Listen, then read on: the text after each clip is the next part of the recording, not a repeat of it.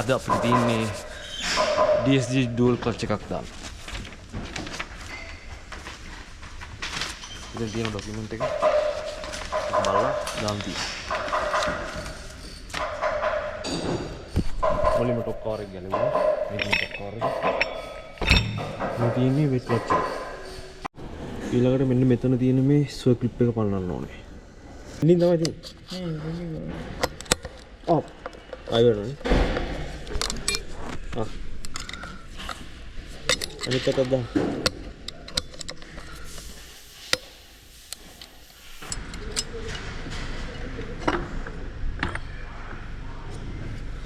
ඔලෙලි.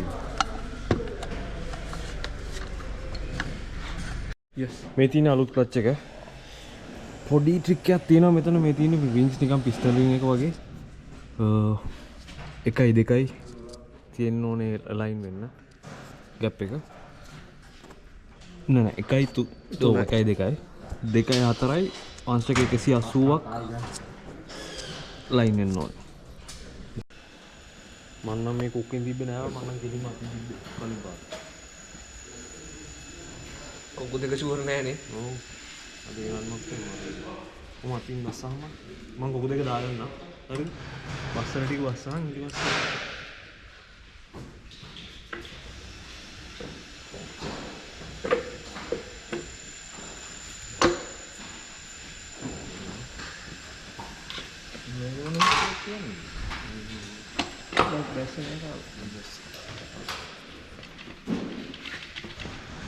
lock nih. Nguluk nih. Enggak ini. Otaram. Berat. Bahan nasi itu apa? Ini Honda.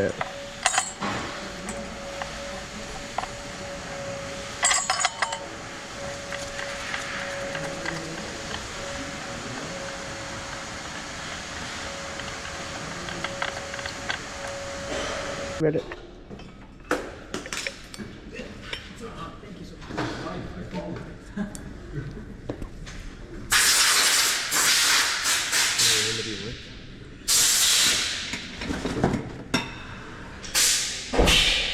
දැන් original එක දාන්න ඕනේ මල්ලි.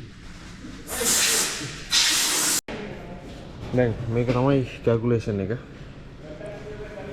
අපි ඔක්කොම කැල්කියුලේට් කරලා හරියම සිම් එක දාලා තියෙන දැන්. මේ තියෙන එක්ස්ට්‍රා සිම් මනලා ඕනේ සිම් එක අපි හරියටම දාලා තියෙනවා. දැන් තියෙන ඔක්කොම ක්ලෝස් කරලා වාහනේට හයි කරලා ටෙස්ට් කරලා බලන්න. තව ඇඩැප්ටේෂන් එක තියෙනවා. ඉතින් ක්ලච් එක මාරු කරන වැඩේ හරි. දැන් තියෙන සචින් මල්ලි වා ගියර් බොක්ස් එක ඔබලා බලන්න. වැඩේ කොහොමද කියලා. හරි. කලන්නේ පැවිලි.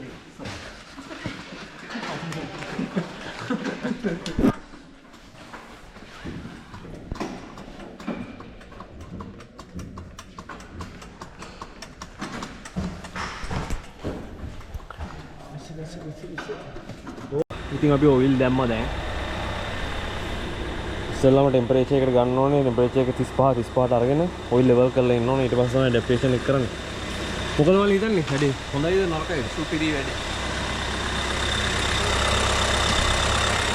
බලමු ඊට පස්සේ ඇඩැප්ටේෂන් එක කරාම කොහොමද ගියර් මාරු වෙන්නේ? ස්මූත් මාරු වෙනවද නැද්ද?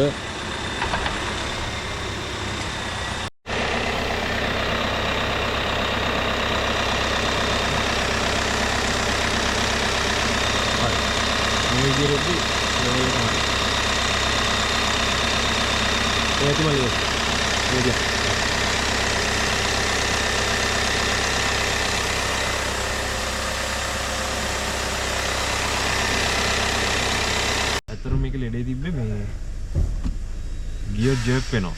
ඒ කියන්නේ අපි ඩ්‍රයිව් එකට දාලා යද්දි පළවෙනි ගියර් එක දෙවෙනි ගියර් එක තුන්වෙනි ගියර් එක මාරු වෙද්දි හරියට ක්ලච් බැලන්ස් නැති කෙනෙක් වාහන එලවනවා වගේ අතුරට දැනෙනවා. හරිම අන්කම්ෆර්ටබල්. ඒක තමයි කස්ටමර් කම්ප්ලේන් එක තිබ්බේ. දැන් බලමු මේ අපි ක්ලච් එක මාරු කරා. ගියර් ඔයිල් චේන්ජ් එක කරා. ලෙවල් එක බැලුවා. ඇඩැප්ටේෂන් එක කරා. දැන් තියෙන ටෙස්ට් ඩ්‍රයිව් එක කරන්න. බලමු අපි කොහොමද අපේ වැඩේ සාර්ථකත්වය.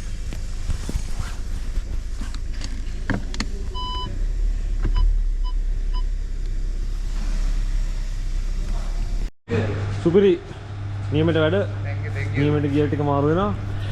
ඉතින් රෙස්ටෝරන්ට් එක ගියා. හොඳටම ගියර් ටික මාරු වෙනවා. දැනෙන්නේවත් නැහැ. ඊළඟේ හමු වෙනකම්